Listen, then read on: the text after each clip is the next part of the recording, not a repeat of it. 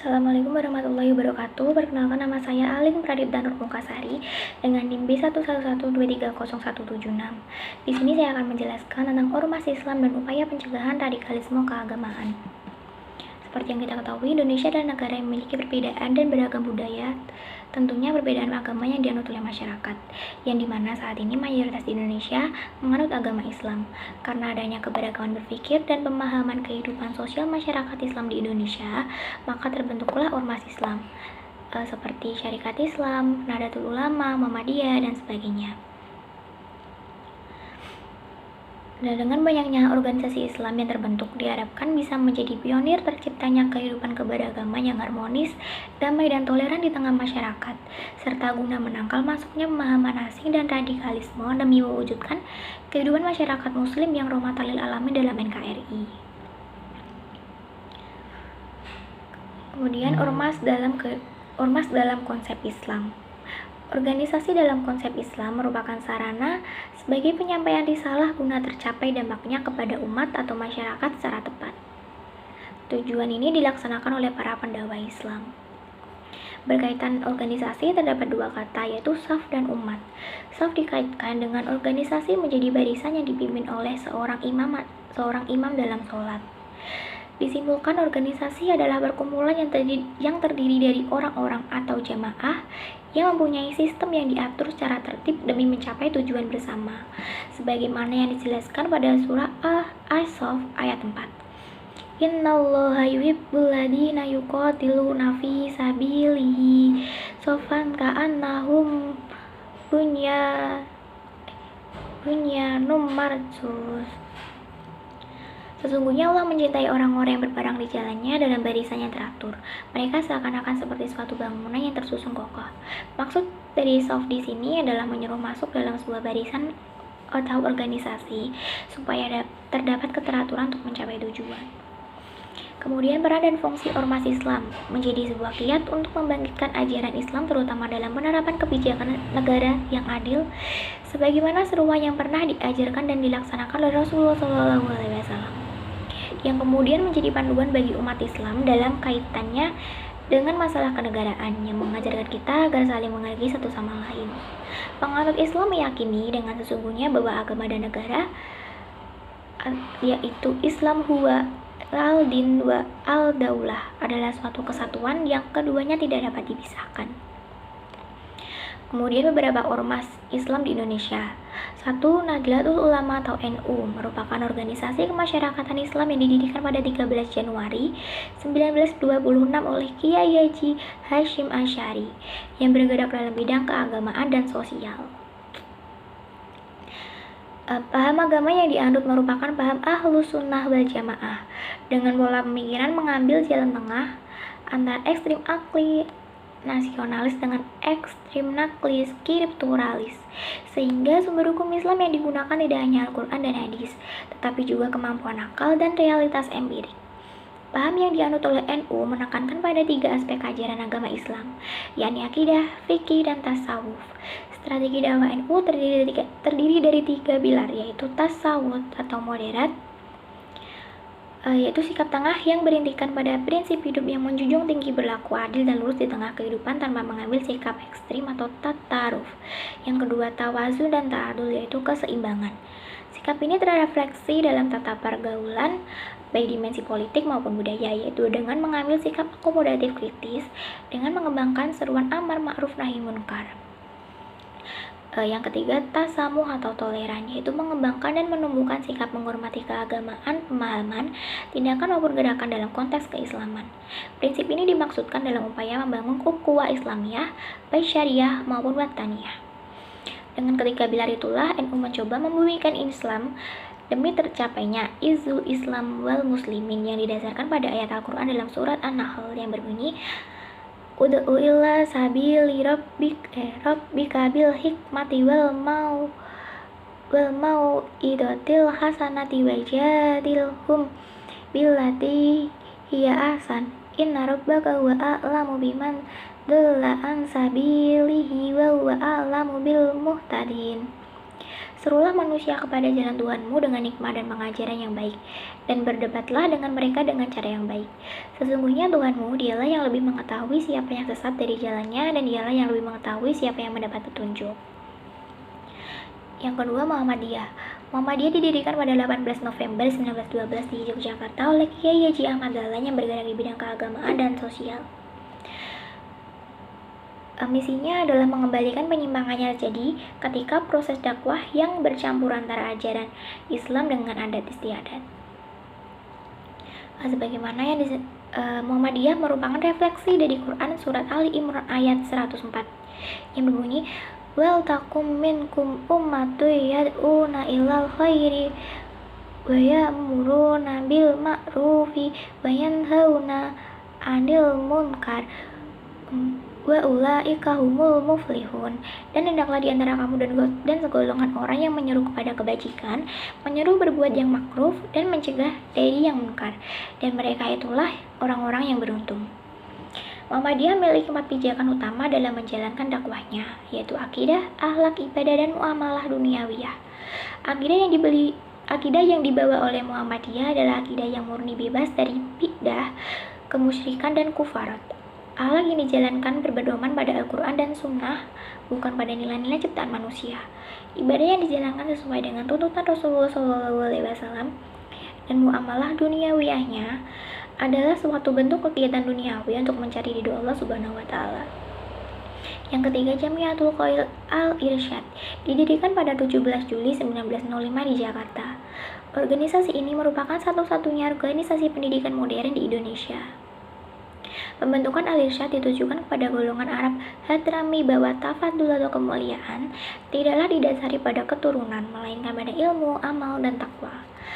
Al-Irsyad bergerak dalam bidang pendidikan formal yang memiliki tujuan memperbaiki kondisi keberagaman dan sosioekonomi umat Islam dengan mendirikan madrasah, panti asuhan, dan rumah sakit, serta menyebarkan reformasi Islam. Yang keempat, Sarekat Islam atau SI yang didirikan oleh Kiai Haji Samanhudi pada tahun 1912. Pada awalnya, organisasi ini bergerak di bidang keagamaan serta bertujuan untuk meningkatkan taraf hidup bangsa dan perniagaan. Namun seiring waktu berkembang menjadi gerakan politik dan sosial serta dakwah Islam. Sehingga tujuannya adalah untuk membebaskan umat Islam dari kebekuan dalam segala bidang kehidupan, yaitu dengan menerapkan pengajaran Nabi Muhammad SAW dan membebaskan dari praktik agama yang menyimpang dari kemurnian Islam yang tidak terdapat dalam Al-Quran dan Sunnah Nabi. Yang kelima, Majelis Islam A'la Indonesia atau MIAI dibentuk menjadi wadah bagi ormas-ormas Islam di Indonesia pada zaman sebelum kemerdekaan pada 21 September 1937 oleh Kiai Haji Hasyim Asy'ari. Beberapa ormas Islam anggota MIAI adalah Muhammadiyah, NU, Al-Irsyad, Partai Sarekat Islam Indonesia atau PSII, Persatuan Islam Indonesia atau PERSIS, dan sebagainya. Pada awalnya MIAI hanya menjadi koordinator untuk berbagai kegiatan, tetapi kemudian berkembang menjadi wadah yang mempersatukan para umat Islam tanah air untuk menghadapi politik Belanda yang memecah belah para ulama dan partai Islam. Kemudian yang nomor 6, Persatuan Islam atau PERSIS yang didirikan pada 12 September 1923 oleh Kiai Haji Zamzam dan Ahsan untuk menghilangkan bid'ah, kufarat, tahayul, taklid, dan syirik yang masih dipraktikkan sebagai umat Islam.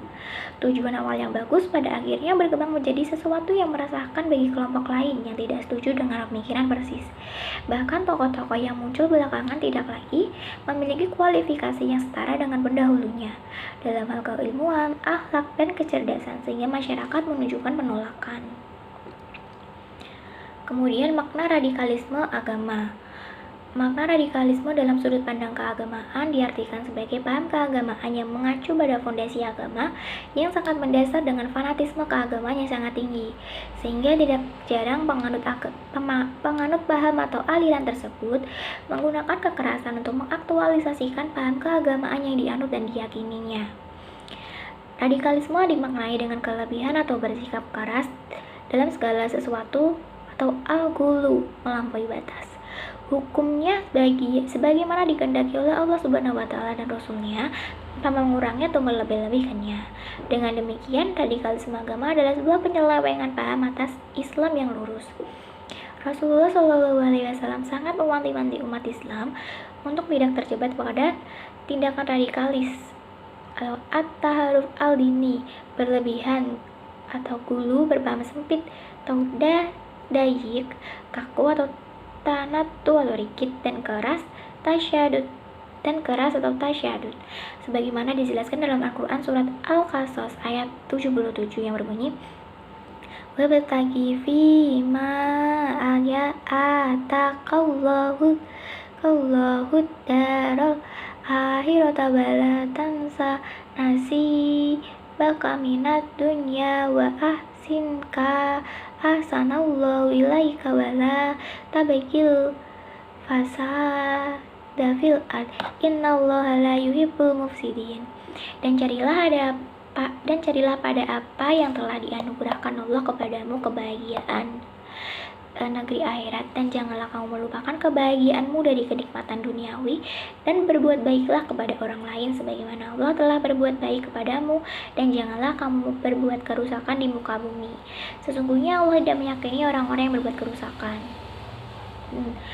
Fauzi Nurdin menegaskan bahwa radikalisme menjadi tidak sesuai dengan ajaran agama Islam karena cara yang digunakan biasanya bersifat revolusioner, dalam arti menjungkir balikan nilai-nilai yang ada secara drastis lewat kekerasan dan memaksa kehendak secara sepihak dengan diikuti aksi-aksi yang ekstrim.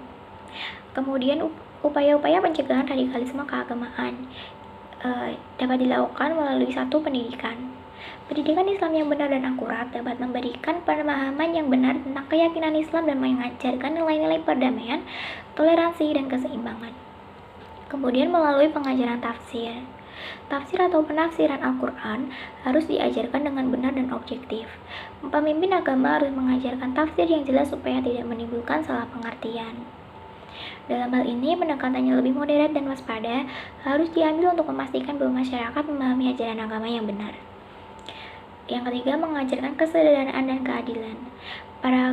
Para pemimpin agama harus mempromosikan kesederhanaan dalam perilaku mereka dan mengajarkan keadilan dan egalitarianisme kepada jemaah mereka. Yang keempat, mendorong keterlibatan sosial. Para pemimpin agama dan organisasi Islam harus mendorong keterlibatan sosial dan pengembangan keterampilan dalam masyarakat mereka. Ini dapat membantu para anggota masyarakat merasa terlibat dan memiliki kontribusi yang positif dalam masyarakat mereka, serta mengurangi kemungkinan mereka merasa tersaingi dan mencari dukungan dari kelompok radikal. Nomor 5, meningkatkan kesadaran tentang bahaya radikalisme. Penting untuk meningkatkan kesadaran tentang bahaya radikalisme di antara umat Islam di masyarakat umum. Masyarakat terus diberitahu tentang bahaya radikalisme dan mengajak untuk melaporkan tindakan yang mencurigakan atau aktivitas yang mencurigakan kepada otoritas yang berwenang. Kesimpulan yang dapat diambil yaitu semua ormas Islam yang ada di Indonesia memiliki tujuan yang sama, yaitu untuk membangun kehidupan beragama yang maju dalam NKRI. Pada masa ini, ormas Islam memiliki banyak penganut dan kegiatannya yang masih aktif terdapat di ormas Islam Nahdlatul Ulama atau NU dan Muhammadiyah. Adanya ormas Islam berperan penting dalam pencegahan radikalisme. Ormas Islam Indonesia memiliki komitmen kuat membangun moderasi beragama Islam wasatiyah melalui lembaga pendidikan dan kebijakan ormas Islam. Kemudian kita sebagai muslim dan warga negara Indonesia adalah bisa mengamalkan ajaran-ajaran agama yang ada seperti yang terdapat dalam ajaran ormas Islam, serta dapat mencegah pemahaman yang menyimpang dari ajaran agama yang ada seperti mencegah radikalisme dan terorisme. Sekian presentasi dari saya, mohon maaf apabila ada kesalahan. Wassalamualaikum warahmatullahi wabarakatuh.